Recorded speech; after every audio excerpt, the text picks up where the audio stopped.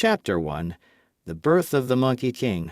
In ancient times the world was divided into 4 great continents: the eastern Pure Land, the western Paradise of the Ox, the southern Jambudvipa, and the northern Dark Realm. In the eastern Pure Land lay a country called Aoai. About 200 or 300 miles from its coast stood the majestic mountain of flowers and fruit. The mountain was a natural paradise, abundant with every kind of fruit imaginable: peaches, bananas, watermelons, pineapples, and more. It was home to countless creatures: squirrels darting between branches, monkeys swinging through trees, elephants slumbering through the undergrowth, and spotted deer prancing in the clearings. Near the shore of this mountain stood a magical rock. Day after day, year after year, it absorbed the essence of heaven and earth, bathed in wind and waves, until it became filled with spiritual energy. One day, as a particularly large wave crashed against it, the rock split open, revealing a stone egg within. After 500 years, with a thunderous crack, the egg burst open, and from it sprang a stone monkey. This newborn creature slowly opened his eyes and gazed at the world around him. What a sight! Azure seas, blue skies, and lush green forests stretched as far as the eye could see. Delighted, the stone monkey stretched his limbs and climbed down from the rock, bouncing and leaping his way into the forest. Along his journey, he watched rabbits hopping past and birds singing in the trees. Everything was new and fascinating to him. Coming upon a clear stream, he saw his own reflection in the water. At first, startled by the image, he jumped back. But curiosity drew him back to the water's edge, where he carefully studied his reflection until he finally understood. This was what he looked like. After playing by the stream for a while, hunger began to gnaw at his stomach. As he ventured deeper into the forest in search of fruit, he suddenly encountered a group of creatures that looked just like him. The stone monkey stood still, puzzled but unafraid. A few bold monkeys approached him and asked, "Where did you come from?" The stone monkey pointed toward the rocky shore and replied, "I came from over there." They asked, "And where are you going?" He pointed toward the fruit trees and said, "Over there." The monkeys exclaimed, "Perfect. We're heading there too. Come join us." The stone monkey happily agreed, and within days they had become close friends. One day, while the monkeys were playing by the river, one of them wondered aloud, "Where does this water come from?" Looking upstream, another suggested, "Why don't we follow it and find out?" Excited by the idea, they all set off together, following the river's course. Halfway up the mountain, the sound of rushing water grew louder and louder. As they rounded a bend, a magnificent sight appeared before them: a towering waterfall cascading down a cliff face dozens of yards high, creating a misty curtain of white spray with a thunderous roar. One of the monkeys pointed at the waterfall and asked, "I wonder what's behind it." Another challenged, "Why don't you go and see?" The first monkey retorted, "Why don't you?" A third monkey chimed in, "The water's too strong, who would dare?" At this point, an elder monkey stepped forward and declared, "Whoever can go behind the waterfall and return safely shall be our king. What do you all say?" Agreed. The monkeys shouted in unison, though none dared to attempt the feat.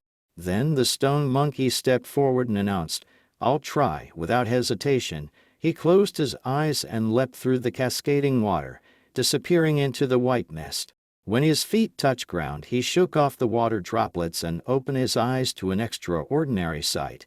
Behind the waterfall lay a cave perfectly dry, furnished with stone tables, chairs, pots, and stoves as if someone had lived there long ago. At the entrance stood a stone tablet inscribed with the words, "The blessed land of flowers and fruit, the cave heaven of the water curtain."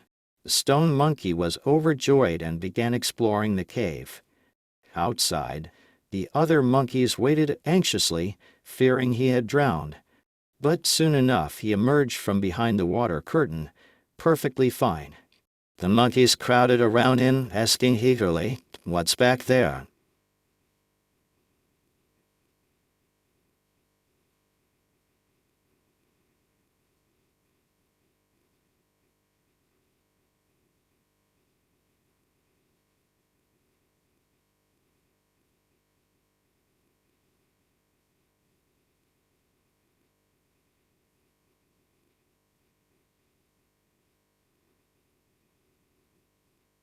There is a wonderful cave behind the waterfall.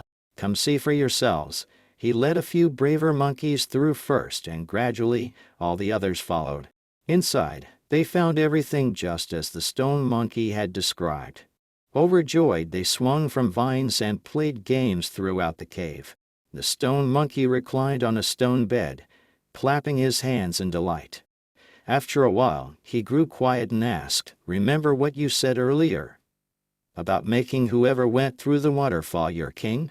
The elder monkey leading the others replied, "Of course we remember."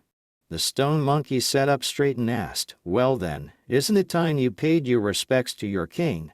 The elder monkey promptly led all the monkeys in kneeling before him, declaring in unison, "Your Majesty."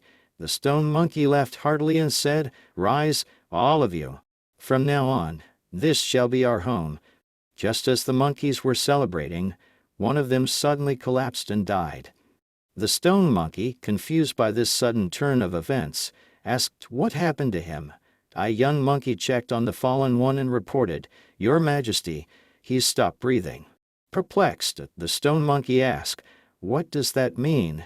The elder monkey explained solemnly, "It means he has died." Still confused, the stone monkey pressed further, "But why did he die?" "One day, this fate will come for us too."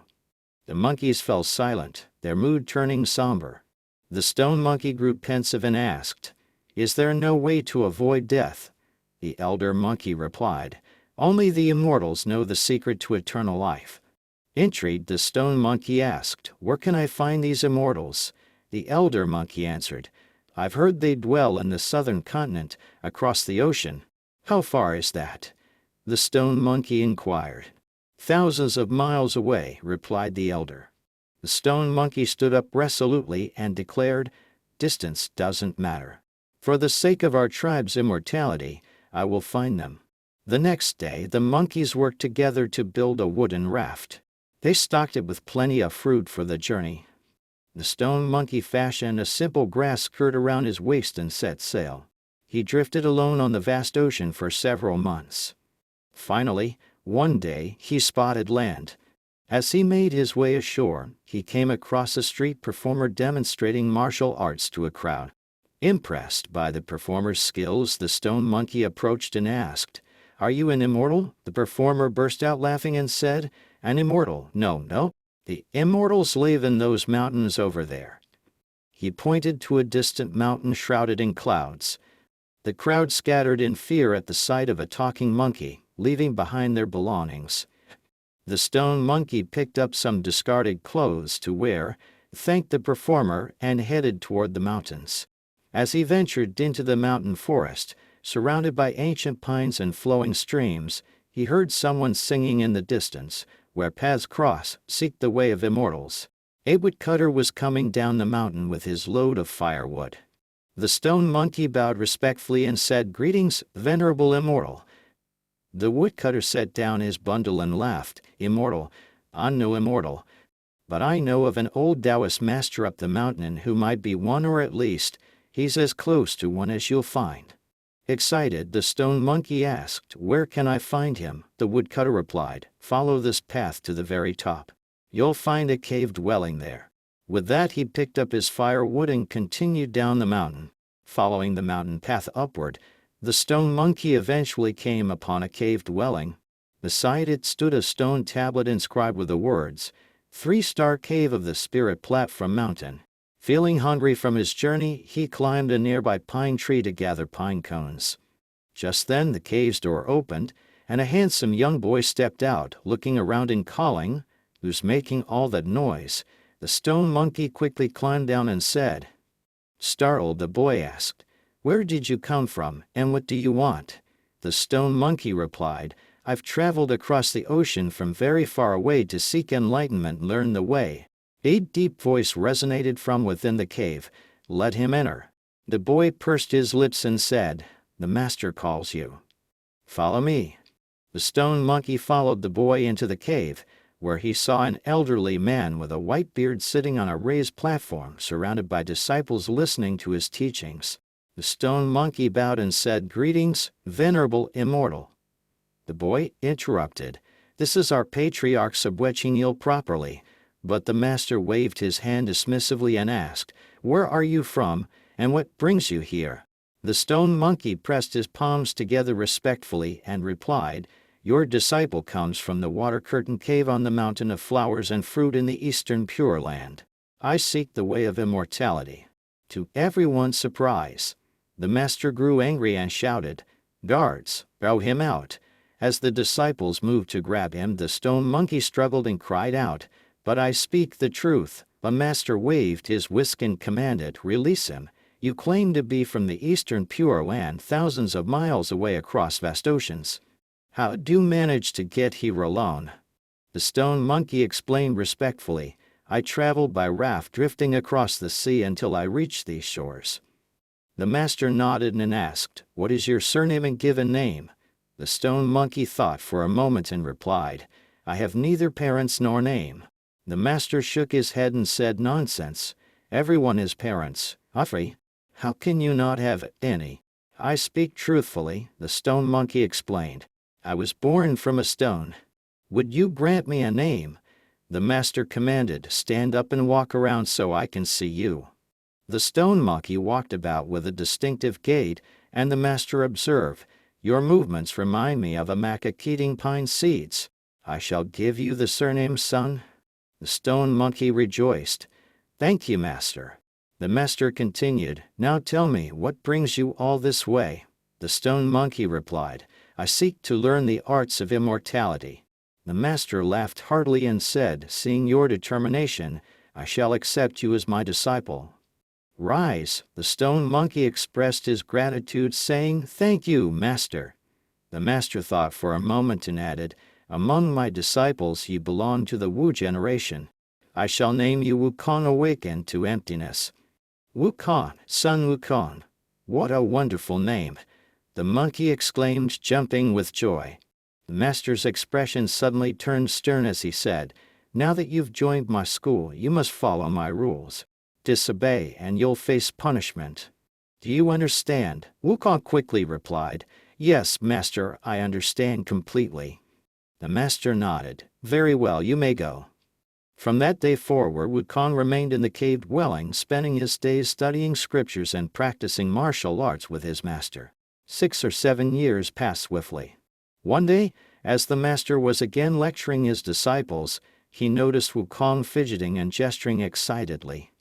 With a stern face, the master asked Wukong, "What are you doing?" Wukong quickly composed himself and said, "Master, I was so moved by the profound teachings that I couldn't help but express my joy through movement."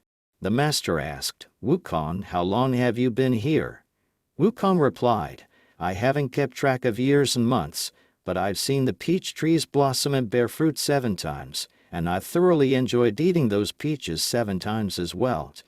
The master continued, "What skills would you like to learn?" "I wish to learn the secret of immortality," Wukong declared. The master suggested, "How about I teach you meditation and Chan Buddhism?" Wukong asked eagerly, "Will that grant me immortality?" The master shook his head, "No." "Then I won't learn it," Wukong refused. "What about divination and fortune telling?" The master offered. Again Wukong asked, "Will that grant me immortality?" When the master said no, Wukong declined once more. "Perhaps the art of military strategy?" the master proposed. Yet again Wukong asked, "Will that bring immortality?" The master, growing impatient, replied, "No." "Then I won't learn it either," Wukong insisted, waving his hands dismissively. The master, now angry, scolded, "You impudent monkey, you refuse to learn anything I offer." He grabbed an iron ruler from beside him and struck Wukong's palms 3 times, then turned and walked away with his hands behind his back.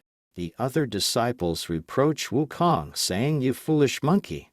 You've angered the master so much he didn't even finish the lesson." Wukong made a face and replied, "Go away, you don't understand anything." The disciples, offended, stormed off in a huff. The stone monkey rejoiced, "Thank you, master." Previous sections remain the same. Left alone, Wukong counted on his fingers, 3 strikes. Hands behind his back. Suddenly, his face lit up with understanding, and he broke into a broad grin. That night, as the third watch approached, Wukong tossed and turned in his bed, unable to sleep. Finally, he sprang up and quietly made his way to his master's chambers. Finding the master sleeping on his side facing the wall, Wukong knelt down beside the bed. After a moment, the master rolled over and seeing Wukong asked, "Why aren't you sleeping at this hour? What brings you here?" Wukong replied, "Master, you summoned me." The master feigned ignorance. "How did I summon you?" Wukong explained, "The 3 strikes with the ruler meant to come at the third watch, and your hands behind your back meant to come through the back door. I wouldn't dare disobey your instructions." The master burst into laughter and sat up, putting on his robe. "Clever monkey, you truly understood my secret message. Very well, I shall teach you the true art of immortality." Wukong immediately kowtowed Ed, saying, "Thank you, master." The master smiled and said, "Get up. Immortality alone is nothing special. I have 2 arts here.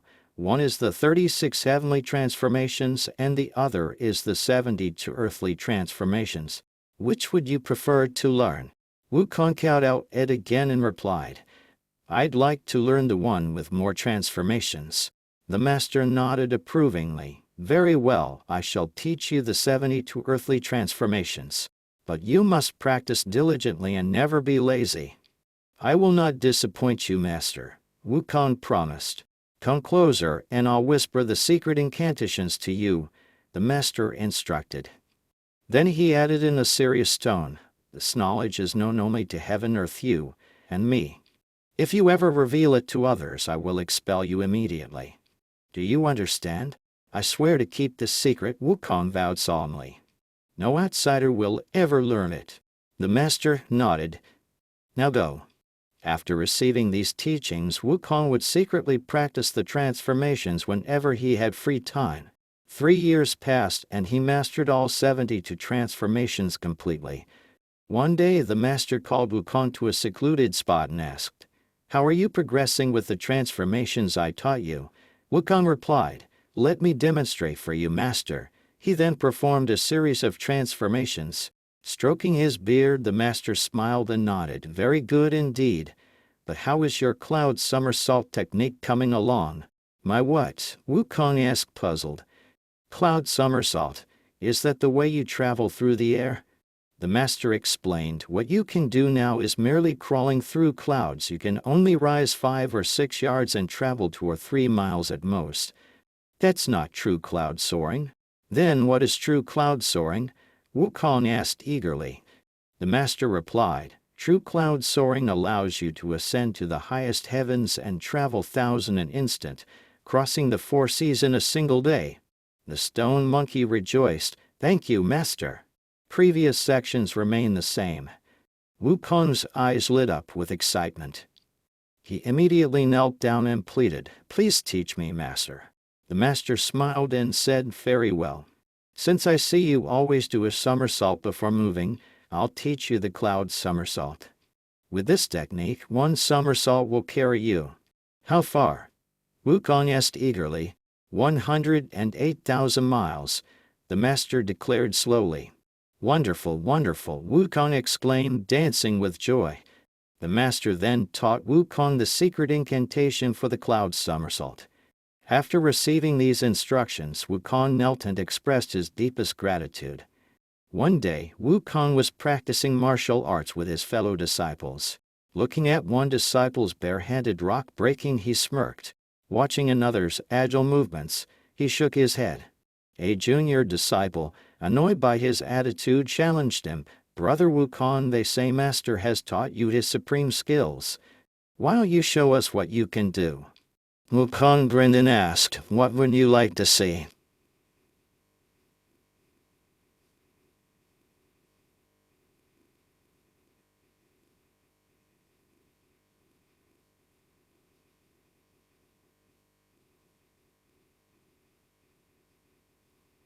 "That's easy." Wukong struck a pose, his right hand on his hip and left hand pointing outward. With a shout of transform, he instantly became a tall pine tree standing proudly in the courtyard. The disciples gasped in amazement, exclaiming, "Incredible!" Brother Wukong truly has remarkable abilities. Wukong, pleased with their reaction, transformed back to his original form. The disciples couldn't stop praising him. Such wonderful magic. Brother Wukong is truly gifted. However, their commotion had already disturbed the master's afternoon rest. He emerged from his chamber waving his whisk and demanded,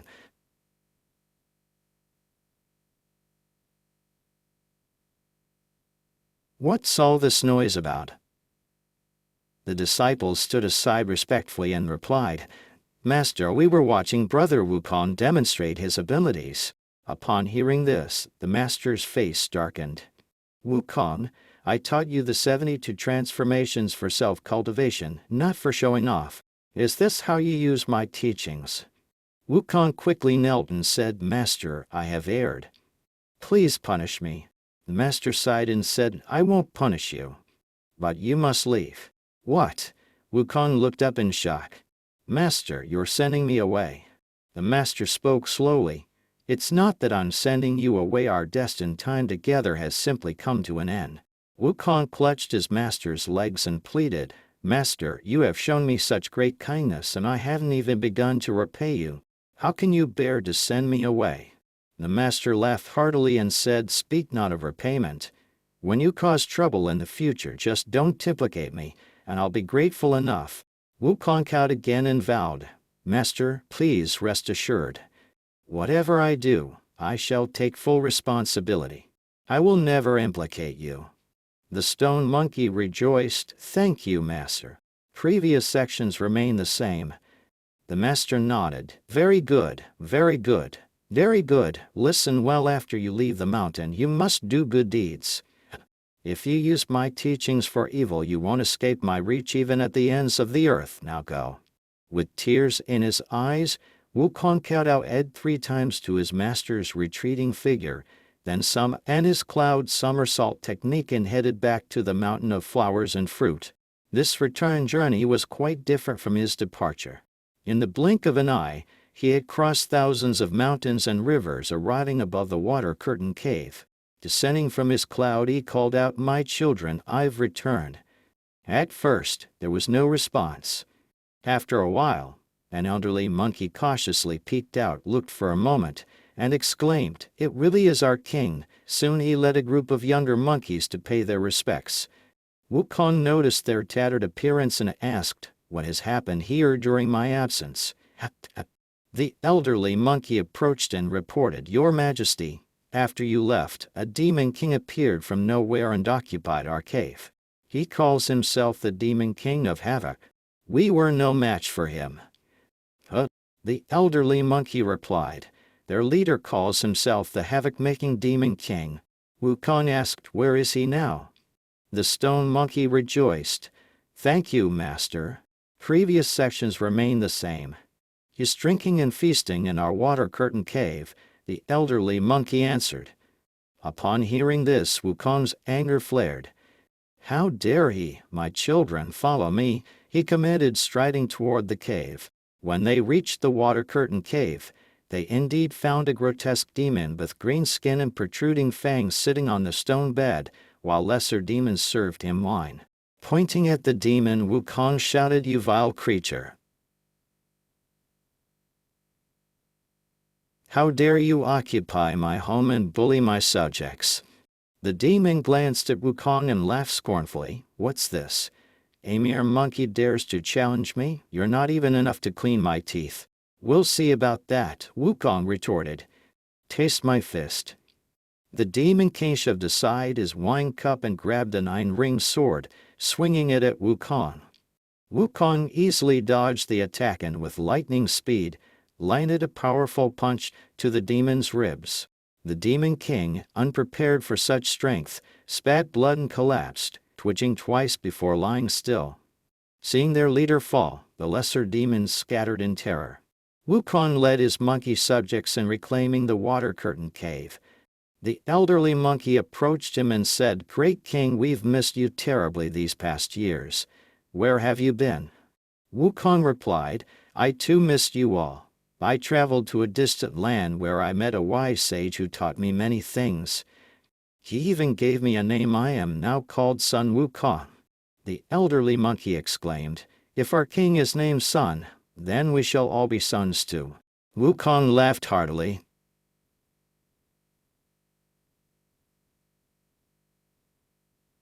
"Yes, yes, we are all one family of sons." Hurrah! The young monkeys cheered. Joy and celebration returned to the mountain of flowers and fruit. However, after a few days, Wukong had a thought. He called the elderly monkey and said, "To prevent future invasions, we must train our subjects in combat. But for that, we need weapons." The elderly monkey replied, "Great King is right. But where can we find weapons?" Wukong inquired, "Are there any weapon makers nearby?" "There aren't any nearby." The elderly monkey answered, "But I remember when I was young, I was once captured and taken to the kingdom of Aolai. They had blacksmiths there who made weapons." Wukong nodded. "Excellent. Wait, he will be back soon." With that he summoned his cloud and soared into the sky. Hovering above Aolai's military camp, Wukong spotted hundreds of weapons, swords, spears, clubs, and halberds displayed on wooden racks. He puffed out his cheeks and blew a mighty breath, conjuring a great wind that forced everyone to close their eyes. Then, plucking a hair from the back of his neck, he blew on it and called out, "Transform." The hair multiplied into countless little monkeys who gathered up all the weapons and carried them away. When the wind died down and people opened their eyes, every weapon had vanished from the racks. Returning to the mountain of flowers and fruit, Wukong distributed the weapons among his subjects and selected the troop's commander, a strong monkey known as Nimble Arm, to lead their training. Day and night, the monkey army practiced their military drills. One day, after observing the training, Commander Nimble Arm approached Wukong and said, "Great King, you've shown us your magnificent abilities today. Would you demonstrate some of your combat skills as well?" "Very well," Wukong agreed. "Bring me my 9-ringed sword." Several young monkeys carried the weapon to him. Wukong gripped the sword and began to perform, moving so swiftly that only a blur of sword shadows could be seen. The monkey troops watched in awe, cheering continuously. In his excitement, Wukong applied too much force, and with a sharp crack, the 9-ringed sword snapped in two. Wukong tossed the broken weapon aside in disgust, saying, "What a shame! If only I had a truly worthy weapon." Commander Nimble Arm stepped forward and suggested, "Great King, have you considered visiting the Dragon King's palace? I've heard they possess countless treasures beneath the Eastern Sea." Wukong's eyes lit up. "An excellent idea. Where exactly is this dragon palace?" "It's said to be deep beneath our water curtain cave," the commander replied. "The cave's waterfall connects directly to the Eastern Sea."